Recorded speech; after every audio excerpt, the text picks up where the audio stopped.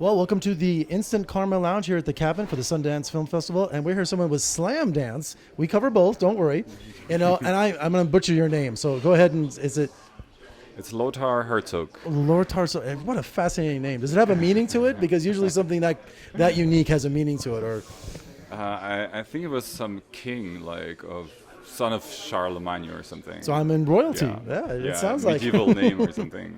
Yeah. and you're here for Slamdance, and your film is 1986 feature film. right, yeah. And so tell us about your project.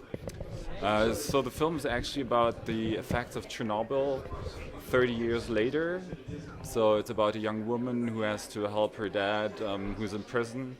And so she has to do some illegal business, and that includes driving into the forbidden zone of Chernobyl that is still contaminated, of course, until nowadays. I know what this is now. I specifically requested you when we were doing setting up the interviews because I remember this specifically because it's such in the forefront of people's minds now with the HBO Chernobyl and with and it's so topical like that. And so did you have any kind of did you go to those actual locations for the filming or? Yeah, I went into the zone. Yeah. You're not supposed to.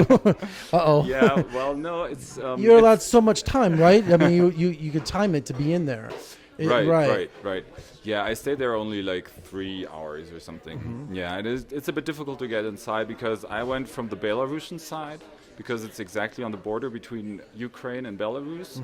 On the Ukrainian side, you even have now tourist tours to see this ghost town of Pripyat. So it's so really dangerous, though, I hear. Yeah, I mean... So on the Russian side, it's absolutely forbidden, but on the... Right. The Belarusian side is totally forbidden, but I managed to get in with some French scientists who were doing a project there. And because the film is set in Belarus and Minsk, and the girl is driving from the Belarusian side, I wanted to see this part. But finally, we didn't shoot there because, of course, it's a bit too dangerous for the crew, etc. So we found other locations in Belarus that look more or less the same because they have lots of abandoned villages and industrial places that look exactly like it. Yeah. And what compelled you to tell this story? Well, I was really fascinated by Minsk in Belarus because it's very close from Berlin. I'm living in Berlin. It's only 1,000 kilometers away, like Paris, but nobody really knows a lot about it, and it's really hard to get there. You need a visa and so on. But I got there like 10 years ago for the first time, kind of by chance. And the city is really fascinating. It's like complete Soviet architecture from the 30s till now. And it has a very special atmosphere. And I had this character in mind. I wanted to make a film about this main character.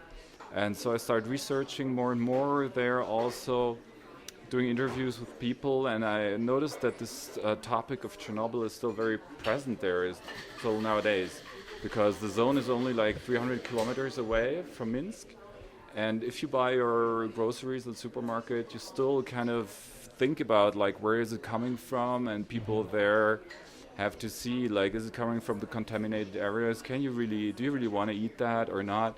So it feels very present, and so that's how the topic came into the film.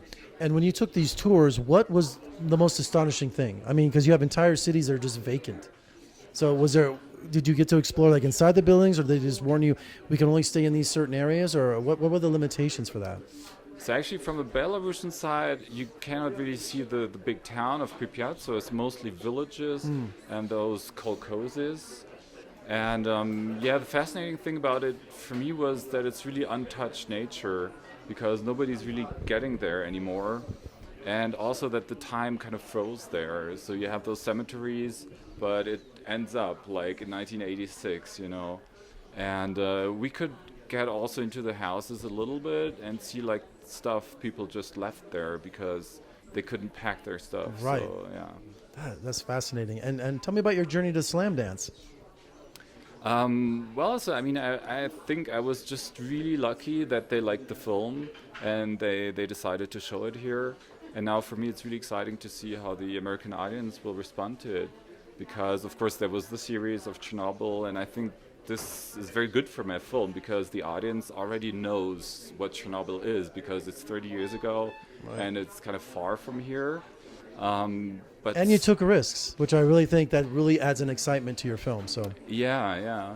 So I'm really looking forward to see the responses to the film. Yeah, and I think the topic, in a way, it's also present here because in my research I also found this nuclear testing site, which is in Nevada, also kind of close from here.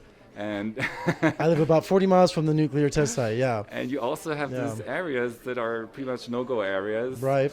And I think they're all over the world in a way, right? Right. So, yeah. We did ours underground, but they banned it maybe 20 years ago. Yeah. Yeah, but there used to be in the 1950s when they did above ground testing, people would get on tops of like bars and stuff downtown Las Vegas and watch the cloud go up. Right, and right. It was a spectacle. And I'm just like, and we have the Atomic Testing Museum in Las Vegas too. So people, it's a novelty, but it's dangerous. I mean, it's, I come from a place where it's just that you respect it. It's really, really scary. So yeah. So his film is 1986 here at Slamdance. Congratulations. Thank you. Thanks for talking to me. Thank you.